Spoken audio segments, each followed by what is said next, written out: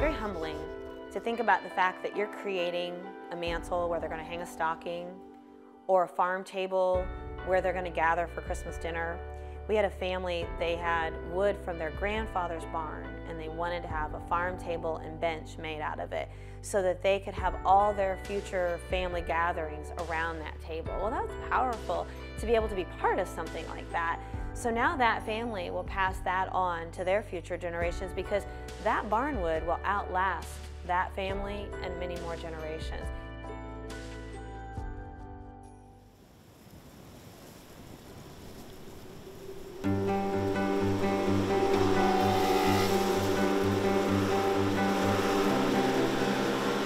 So I started thinking with a friend of mine, what could I do that would allow me to be home all the time?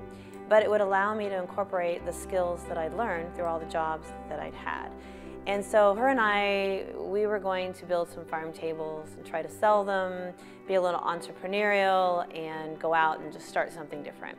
So I was driving around looking for barnwood, because if you're going to build a farm table, as opposed to roughing up Menard lumber, I wanted to do it with the real thing.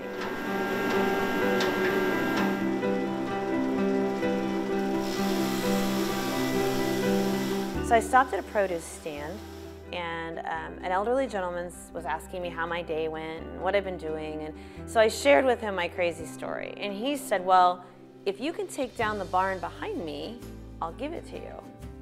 And I thought, well, I've done a lot of crazy things. And I'm facing, mind you, a 60-foot gambrel barn that is ginormous.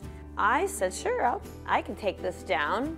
And so I called my friend and said, I have enough barnwood to build tables for the rest of our lives.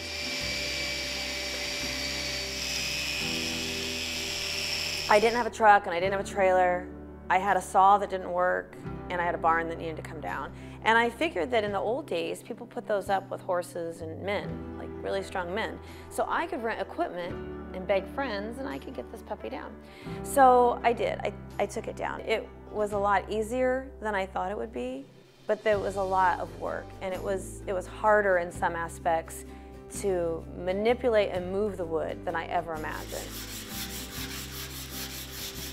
If you want to find success, you have to be all in. So I jumped all in. So I opened the store, I left my corporate life, I still have my shop, I do my milling, I do all my social media myself, and so far, I don't sleep a lot. Sometimes I pass myself coming and going at least 15 times a day. I never know where my tape measure is because I can't remember past a minute and a half, but it's going okay.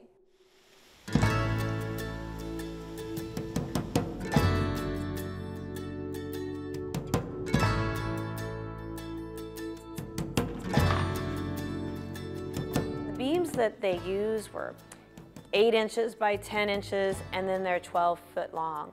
So they're massive, and they're up there with pins. They've been mortise pocket together by craftsmen that knew exactly what they were doing. When they milled the lumber, it was green. They put it up, it's hardened and dried over time, and now you have this mammoth building that needs to come down one board at a time, because we're not demolitioning the building, we're deconstructing the building.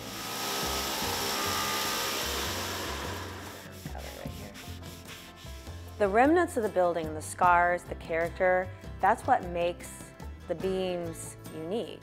That's why just taking a regular normal piece of wood you'd buy at a hardware store and aging it will get you a look, but it will not get you the history and the character that comes from the carpenter or the craftsman that built that barn 100 years ago.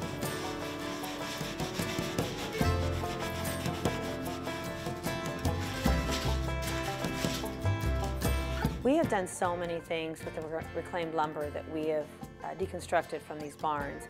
We've created beds, we've created wall panel for large businesses. We've created posts and beams where they've restored their homes, or ceiling beams. Sliding barn doors are a very popular thing that we create with all kinds of wood from the barns. We do a lot of fireplace mantles, a lot of bar tops, islands. We've done benches and stools. We have an unlimited supply of barnwood right now. But we will not always have that. As more and more people use it, and as the barns rot and decay and aren't taken care of, eventually they'll all be gone, just like America's history changes over time.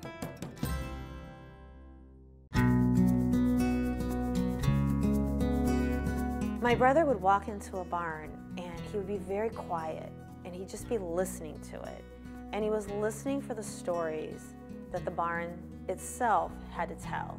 The basketball hoop in the loft, where people would come and congregate and play ball. The marks on the wall where somebody kept tally of something back in the season that they needed to know every year. If the wood could share those stories of families growing up, of cattle being birthed in the barns, or the struggles that people had, or the tears that were shed in those barns, those stories would be so powerful. I can usually share with folks, if they're purchasing a mantle, where that mantle came from, and they can take that picture of that barn and share that story and read about it. And that's important to people. It's nice to be able to take a piece of history and reuse it so it's not just buried or burnt and destroyed and then it'll be gone.